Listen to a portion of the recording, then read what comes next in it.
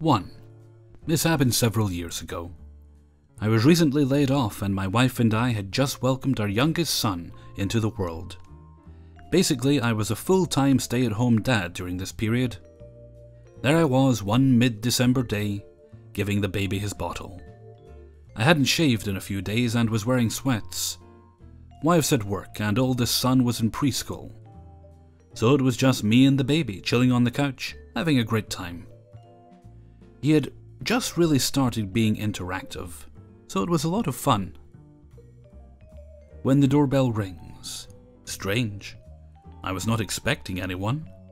So with a long practiced hand, remember I do have an older son, I stood up with baby in hand, all while keeping the bottle firmly in his mouth, and went to the door. On my doorstep was a middle-aged lady with orange hair. Orange as in I'm so colorblind, I don't know how ridiculous my hair color is orange. I'll call her Orange Hair Lady. Orange Hair Lady. Who are you? Where's my realtor? She also attempts to push past me. Me. Excuse me? I have not invited you in. Who are you? Orange Hair Lady. The person possibly buying your house. But not if you don't let me in. Now get out of my way and do your job and show me this house. Me, I'm completely confused at this point. This house is not for sale? Orange Hair Lady. Nonsense. Sounded loud enough that it set my son to cry. The street number is 1234. This is the house my realtor told me to meet him at. On a side note, for some odd reason the developer of this neighborhood reused the same street numbers on almost every street. Indeed, my house is 1234, but there are at least 5 houses with the same street number, but on different streets. The house she was looking for was one street over, and could even be seen out of my back sliding glass door. Me. What is the street name? Orange Hair Lady. Baker Street. Aha. She was looking for the house one street over. Me. This is Pennsylvania Avenue, not Baker Street. I pointed through my back door where the house was plainly visible. Me. That is 1234 Baker Street. You'd think I had taken a dump on her Wheaties. Orange Hair Lady. I can't believe this. Then why did you open the door? Being mid-December in Wisconsin, with an infant in my arms that was getting cold, even though he was wrapped in a blanket, I took this as my cue and slammed the door in her face. I heard cussing through the door, but she stomped off and I heard a car start up and drive off. I went back to the couch, only to find my son had finished his bottle and was looking very sleepy. So upstairs I go to change his diaper and put him down for his midday nap, which meant I'd get 2 solid hours to work on various projects around the house. Then the damn doorbell rings again and wakes him up. God damn it! You guessed it, Orange Hair Lady was back. Before she opened her mouth. Me, what the absolute fuck do you want? Get the hell off my property or I'm going to call the police. Orange Hair Lady, nostrils flared. Listen here, you. And I treated her to doors slammed in the face part 2. Never did I hear what I was supposed to listen to her about. Fortunately, by the time I went back upstairs, the baby was back to sleep, and Orange Hair Lady made her exit from my property. 2. Backstory. I work in a big national retail chain, specifically our area for picking up online orders. Last Thursday night our building got struck by lightning and fried our server connecting our computer system to the rest of the company's main system. The only thing working in our store was the register for ringing things out. But we were unable to look up online orders. My company ended up flying an emergency technician out to us to fix everything. I was told we were gonna be down for at least all of Friday for sure, and might be back up Saturday.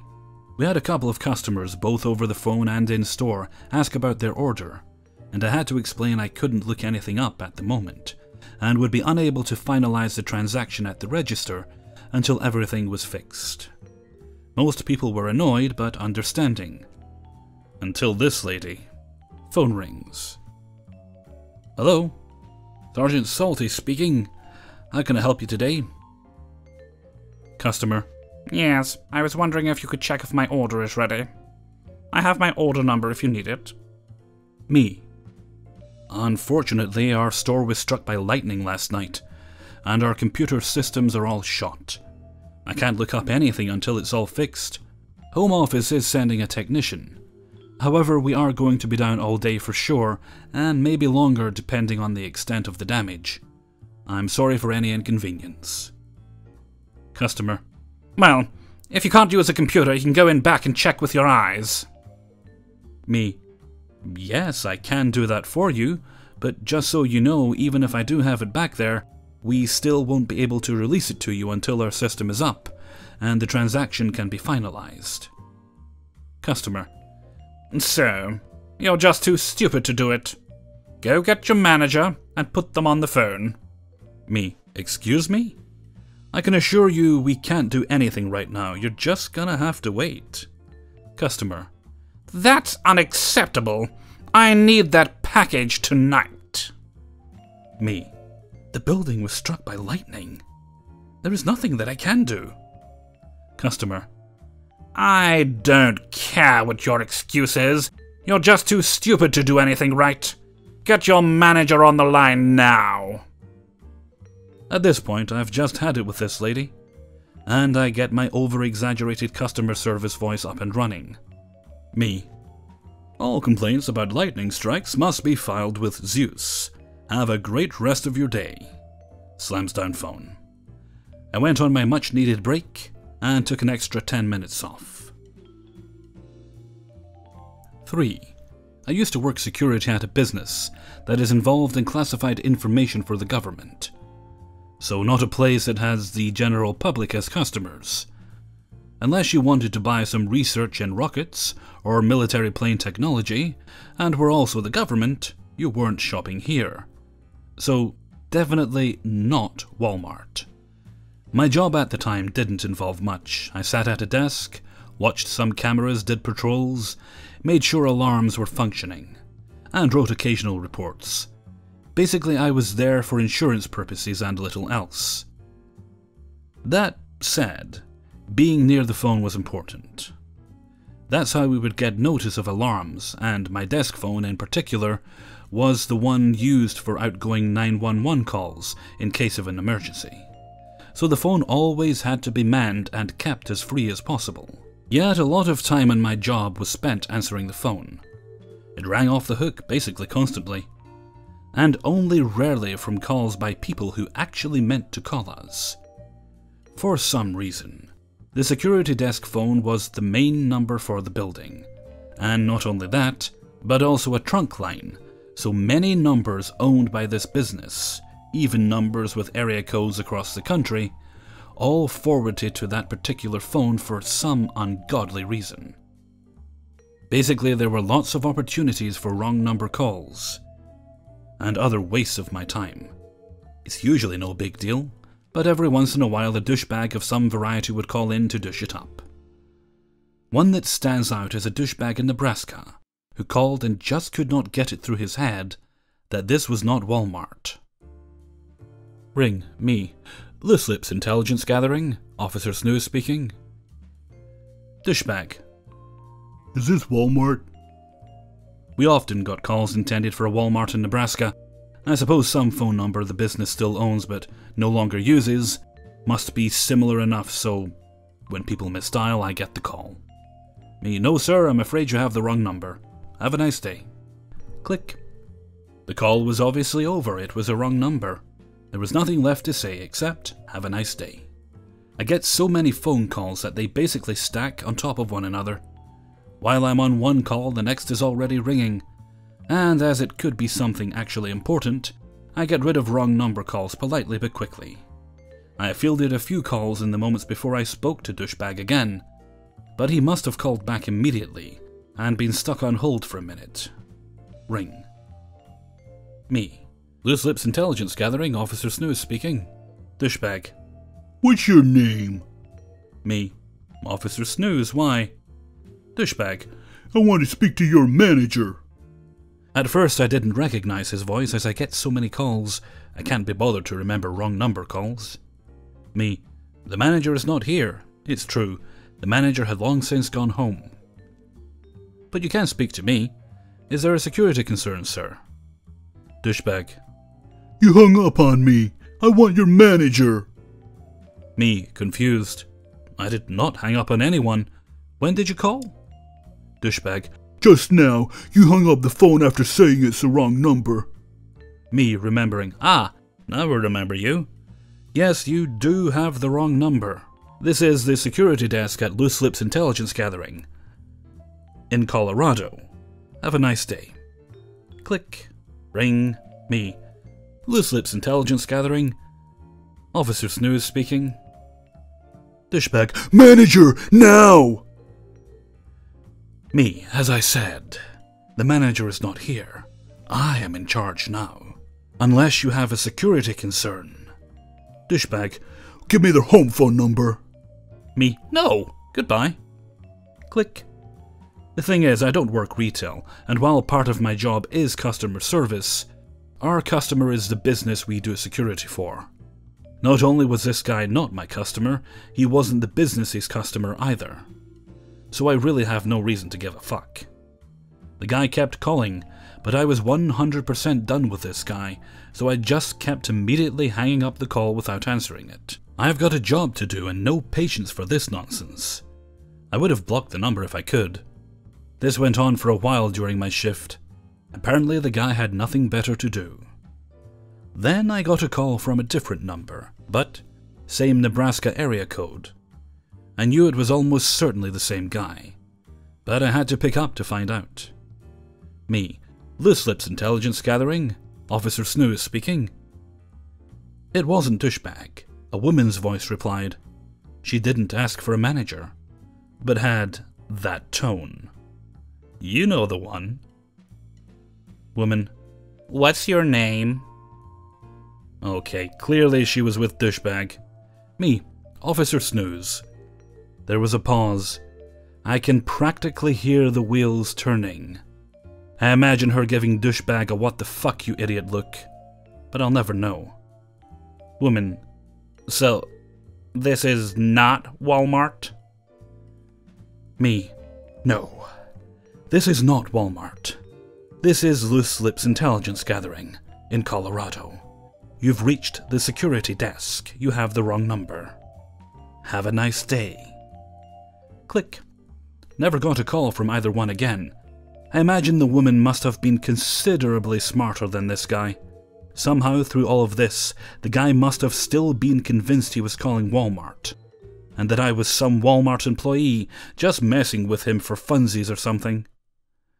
And people always seem to feel like they can push around retail workers however they like. I feel sorry for whoever answered the phone, if they ever did manage to figure out the correct number. 4. I used to work for a smoothie and juice place, and I was super awesome at that job for while I was there. I have a bunch of encounters with rude people, ironically angry yoga nuts, soccer moms and the like. But this story is from my very first day on the job. So there I was, chipper and excited to follow my manager for the day, to be shown how everything works, and to start learning how to do the job. It was summer, which meant sometimes there were long lines, as we weren't a very large store. When lines would get super long, it would be all hands on deck for whoever was working at the time. The long lines also means we would run out of ingredients until our next food delivery. This is important. On this day, everything was running smoothly. Smoothly. Until Beat Lady came in. Co-worker. Hi, what can I get started for you today? Beat Lady. I'll have a juice that has beets in it. Co-worker. Sorry, ma'am. We're out of beets right now. I would be happy to make you the juice without the beets. Or maybe get you something else. Beat Lady. No. I'll have the beets, please. Co-worker. Oh, well, like I said, we're all out of beets, and so... Beet lady. No, you're not. I want them. Give me your manager. Record scratch. Lady, why on earth would we lie to you about not having a certain item? Personally, I don't like beets, so the desperation for this veggie seemed so silly to me at the time. At this point, customers behind her were confused, as were the crew. I should mention at this point that yes, we really were all out of beets. Manager comes over. Hi. As co-workers said, we don't have any beets in stock right now, but we're going to get our next shipment on... Beet lady. Here's what you said yesterday. I want beets now, and I want them, you dirty liar. My manager is really trying to keep it together at this point. My co-workers and I are looking at each other with, is this lady serious expressions? Customers in line are starting to stare. Manager. No, I'm sorry. I don't have any beets to serve you. Beet lady. I want to speak to your manager right now. Manager. I am the manager. At this point, Beet lady screeches and storms out of the store, bumping into another customer forcefully and making him spill his just purchased smoothie. We made him a new one for free, and the customers who witnessed it were all very apologetic to the crew. For the rest of the time I worked there, if we ever ran out of beets, we would screech, I don't believe we're out of beets, give me the manager! I can only assume she was beet deficient, or perhaps she needed a beet to finish a sacrificial ritual of some sort. Funny thing is, we were right next to a store that sold beets. We just couldn't use items not from our stock source. 5. This happened yesterday. I was in Canadian Tire. For all you non-Canadians, it's like a mix between a Walmart, a Home Depot, a Bass Pro Shops, and an auto shop. I was wearing jeans and an old red polo shirt. The employees there wear black pants and a red polo with a triangle, and maple leaf logo on the chest. I was getting wipers for my car because mine aren't clearing the rain off my window anymore. It's a riveting story. They have this touchscreen thing there, where you select the vehicle and it tells you the specific sizes you need for each wiper and brand. I was fiddling with the screen and going through the different sizes and makes of wipers, and reading reviews on each one. I research everything before I buy it, drives my wife crazy. I hear someone behind me say, "Excuse me." I think she wants to use the screen to figure out what wiper to buy. So I move to the section that has the wiper brand I'm interested in and start looking for the size I need. My assumption was wrong. She followed me to where I was now poking through the very badly stocked wipers. I'll be me, she'll be Dushkanu. Dushkanu. Why did you walk away from me? That's very rude. I didn't even know she was talking to me at this point, so I kept looking at wipers. Dushkanu. This is unbelievable. I'm talking to you. I finally click in that I'm the one she's talking to, so I stupidly turn to face her while gripping a 28-inch wiper like a toddler holds a crayon. Me. You talking to me? Dushkanu. Yeah, you. I need to know what size wiper to get for my Mercedes. Me. That's what the screen is for. I said as I gesture towards it with the wiper in my hand, and go back to searching for the second elusive 28-incher. Dushkanu. You are terrible at your job. This isn't proper customer service. She said all huffy. Me, I don't work here. I'm gonna go back to this now. Dushkanu. I want to speak to your manager right now. This isn't how you treat customers. Ignoring me and refusing to help me. It's disgraceful. At this point, she kind of stomps off, but only a few aisles away. And the aisles in the automotive department aren't full-height ones. They are like chest-high, so you can see right across the whole department. She just does a few laps of the aisles around where I am. She's looking all over the place for a manager, but not going far. I think so she doesn't lose sight of me. Me. Still don't work here, so going to be hard to find that manager. And you're not listening to me, okay? I say to her and trail off as she's obviously not caring at all. I go back to my wipers. While she's on her walk, I find my wiper and start to head towards the checkouts. She chases me down and gets in front of me, trying to stop my escape before a manager gets there. Dushkanu, no, you're not allowed to leave until I speak to your manager about you. I've had enough of this buffoon. I pull out my phone and call my manager. I'm self-employed, so I call the one person in my life who could reasonably be called my manager. The wife, henceforth referred to as boss. Me. I'll call her for you. You aren't going to be able to find her here. I put it on speakerphone so this crazy lady can hear. As the phone rings, she's giving me this superior smirk, like I'm about to get my ass chewed out. Me. Hey, how's the trip going? She's on a business trip. Boss. Great, been getting some excellent meetings with the L3s. VP level people. What's up? Me. Picking up some wipers. Boss. And you're so jazzed about them that you needed to call me in the middle of the day? Dushkanu is getting really frustrated at this point. I'm obviously not getting to the me getting fired fast enough for her. Me. Nope. Got a lady here at Canadian Tire who wants to talk to my manager. I kind of thought you were the closest thing to that. Want to talk to her? Boss. What the hell, Labtic? Am I on speakerphone? Me. Oh yeah, the crazy lady can hear you. How else is she supposed to talk to my manager? Say hi to the crazy lady. Dushkanu is finally starting to realize that I don't have a store logo on my shirt. And that maybe I'm not an employee. Boss. You're such a jackass. I'm sorry, ma'am, my husband is an idiot, but he doesn't work there. I start to laugh at this point. Me. It's cool, hon. She seems kind of slow or something. She probably doesn't realize I'm laughing at her. I say through my laughter while Dushkanu makes some kind of appalled noise from the back of her throat and stalks off. I manage to get my wipers and leave the store after that, without any further incident. My wife thinks I was mean to her. I say I was fighting stupidity with dumbassery. Hey everybody, Hellfreezer here, and thank you very much for listening to Adventures in Fast Food and Retail number 7.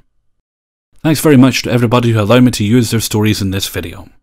You know, I have some thoughts about number 4 there. The word is that beets are quite good for your sex drive.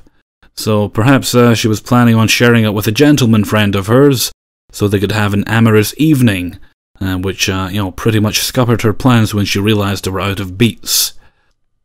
Either that or she's just a permanently frustrated person. Ah well, with that I'm going to head off for now, so until next time, thank you very much for listening, and take very good care of yourselves.